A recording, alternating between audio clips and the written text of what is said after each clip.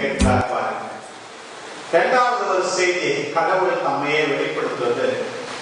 இந்த கிறிஸ்துமஸ் சமயத்துல முக்கியமா நம்ம அந்த குடிலை பார்க்கிறோம். ஆண்டவருடைய எளிமை, சிம்பிளிசிட்டி, தாழ்ச்சி, ஹியூமிலிட்டி நம்முடைய மனசை தொட வேண்டும். இன்றைக்கு எத்தனையோ சண்டை சச்சரவுகளுக்கு என்ன காரணம் தெரியுமா? நீ பெரியவனா, நான் பெரியவனா பார்த்துக்கலாம். இதற்காக தான் எத்தனையோ சண்டை சச்சரவுகள். இந்த விழா கொண்டாடிவிட்டு நாம் இருமாப்போடு இருந்து விடவே கூடாது. ஆண்டவர் மீண்டும் மீண்டும் தமிழிலிருந்து நாம் எல்லாரும் கற்றுக்கொள்ள வேண்டும் என்று என்ன எதிர்பார்க்கிறார்? இருதயத்தில் தாழ்ச்சியும் சாந்தமும் உள்ள என்னிடமிருந்து கற்றுக்கொள்கிறேன் என்று ஆண்டவர் கேட்கிறார். கொலைகாரர்களை, விபச்சாரிகளை, இன்னும் பெரிய பெரிய தவறு எல்லாம் செய்தவர்களை விட ஆண்டவருக்கு பிடித்தமில்லாதவர்கள் இப்படி நெஞ்சிலே செருப்புற்று திகழ்கின்றவர்கள் தான். அவர்களுக்கு தான் ஆண்டவர் கடுமையான வார்த்தைகளை சொல்லுகிறார். நாம் பல சமயங்களில் நினைக்கிறோம், நாம் அணிந்திருக்கிற ஆடையும், நாம் தங்கியிருக்கிற வீடும், இன்னும் நாம் பயன்படுத்துகிற பொருட்களும் நம்முடைய மரியாதையை உயர்த்துவதாக நினைத்துக் கொண்டிருக்கிறோம். ஆண்டவர் முன்னிலையிலே இவையெல்லாம் குப்பை. எது முக்கியம்?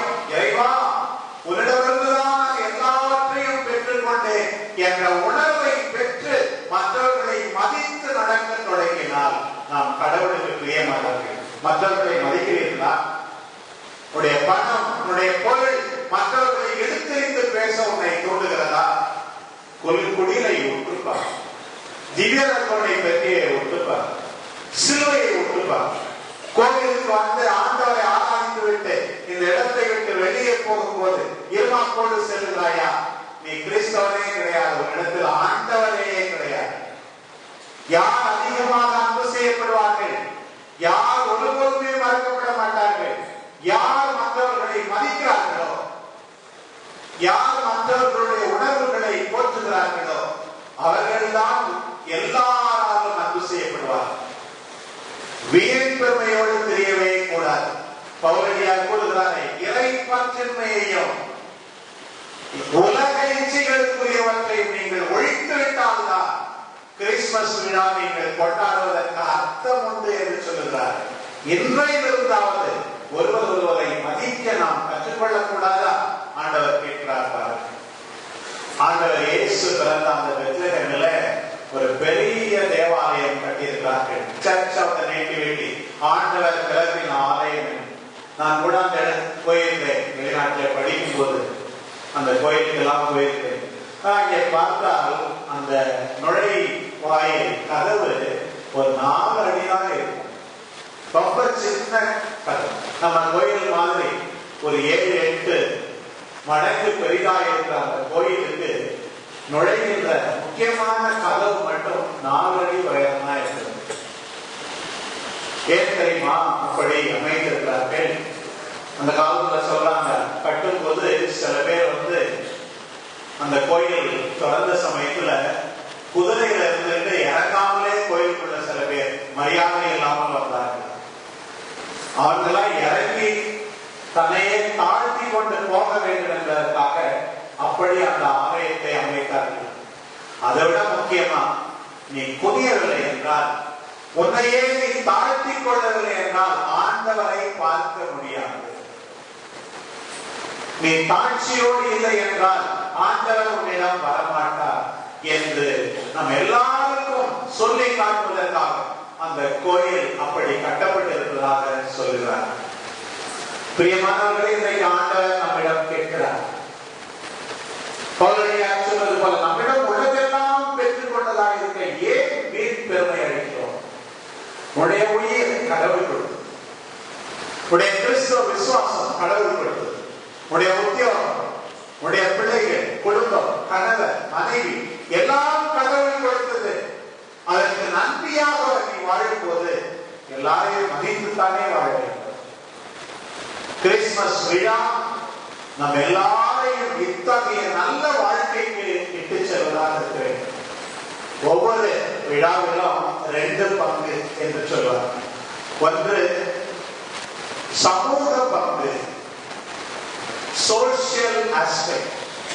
அப்படின்னு பார்க்கும்போது இந்த அலங்காரம் உண்மையாவே நல்லது. கோயில் அழகா அலங்கரிக்கப்படுது. வீட்டில் நல்ல சாப்பாடு செய்யணும், எல்லாருக்கும் இனிப்பு பரிமாறுகிறார்கள்.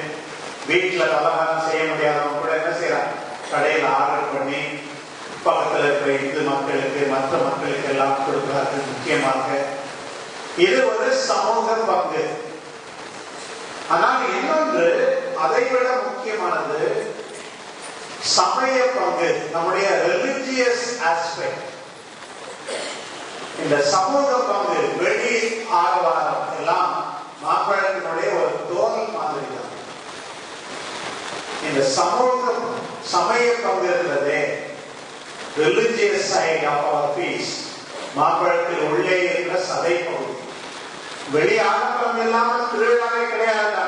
வெளி வான வேடிக்கை, அலங்காரங்கள், நல்ல சாப்பாடு, இதெல்லாம் மாம்பழத்தினுடைய தோல் மாதிரி தான். இந்த தோலோடு நீங்கள் நிம்மதி ஆகி விடுவீர்களா? நிச்சயமா கிடையாது. யாராவது மாம்பழத்தினுடைய தோல் மட்டும் எனக்கு போதும் அப்படின்னு சொல்ல முடியுமா? அதை விட உள்ளார்ந்த மாற்றம்.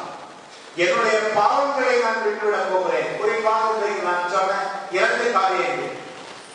எல்லார் மீதும் அக்கறை கொண்டு நான் வாழப் போகிறேன். எல்லாரையும் நான் மதித்து வாழப் போகிறேன். ஆண்டவர் இயேசு கிறிஸ்துவினுடைய பிறப்பு இந்த வார்த்தை எனக்கு கற்றுக் கொடுக்கிறது என்று மாறும்போதுதான் உண்மையாகவே இந்த விழா கொண்டாடுவதற்கு அர்த்தம். நாம் கொண்டாடுகிற திருப்பலி அதைத்தான் நாம் காட்டுகிறது. ஆண்டவர் அப்பத்தை பிட்டார். பிடுதல் என்பதற்கு என்ன அர்த்தம்? எல்லாரும் ஒரு பீஸ் கொடுக்கிறதுக்காக மட்டுமல்ல, ஆண்டவர் நாம் எல்லாருக்காகவும் துன்புற தம்மையே தயாராக ஆக்கிக் கொள்கிறார் என்றார். பிடுவது, ஒவ்வொரு முறை அப்பம் பிடுவதை நாம் பார்க்கும் போது என்னையே நான் பிட்டு மற்றவர்களுக்கு கொடுக்க போகிறேன், இதை வாங்கி உண்ணுங்கள் என்று குருவானவர் திருப்பலிகளை சொல்வதன் அர்த்தம் என்ன? என்னுடைய பொருளை, என்னுடைய உடைமைகளை, என்னுடைய நேரத்தை எல்லாருக்கும் கொடுக்க போகிறேன். எனக்காக மீட்பர் பிறந்துள்ளார். நானும் என்னுடைய குடும்பத்தாருக்காக பிறந்துள்ளேன்.